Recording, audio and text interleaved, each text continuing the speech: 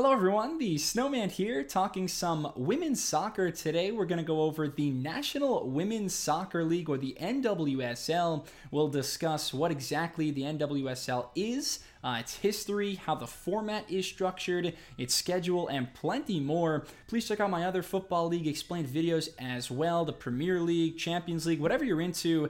Please subscribe to Snowman Sports Media for more soccer content as well. But for right now, let's dive into everything related to the NWSL. So what is the National Women's Soccer League? It's a professional women's soccer league at the top of the United States league system, meaning it's the #1 league in the US. The NWSL hasn't been around for that long. We had the Women's United Soccer Association as the top league from 2001 to 03, but that went away.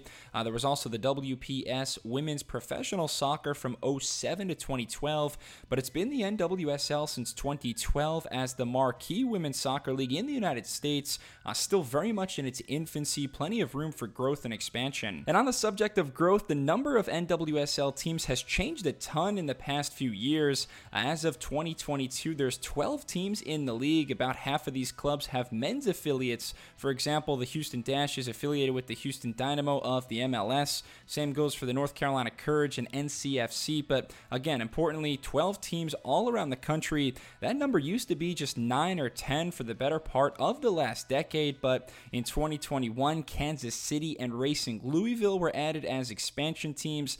2 more clubs in 2022 with San Diego and Angel City in LA.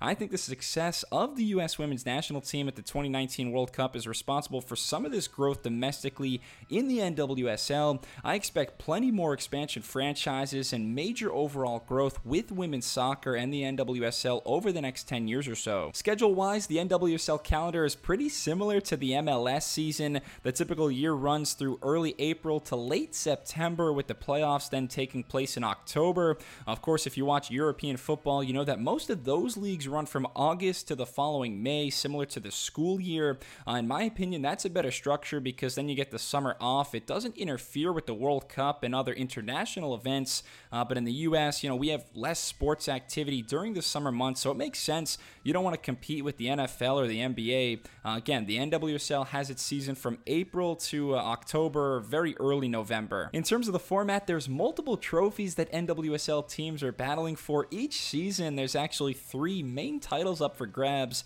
The first is called the NWSL Shield. Basically, each club plays 24 games during the regular season, 12 at home and 12 on the road. You're awarded 3 points for a win, 1 for a draw, none for a defeat. And at the end of the regular season, the team with the best record, or the team with the most points accumulated, is the NWSL Shield winner. It's recognized as a major trophy by the NWSL. Maybe not the #1 trophy that these teams want, but the Shield goes to the squad that played the best throughout the regular season. Now, the second trophy, and probably the most important, is the NWSL Championship. This title goes to the team that wins the NWSL playoffs.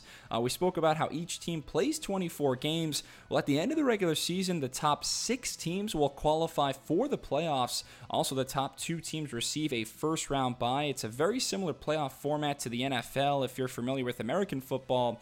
This is an example of the NWSL standings midway through the 2021 season. In this scenario, if the regular season ended, the Portland Thorns and North Carolina Courage would be the top 2 seeds. They get the first-round byes. Also, OL Reign, Orlando, Chicago, and Washington would all qualify for the playoffs.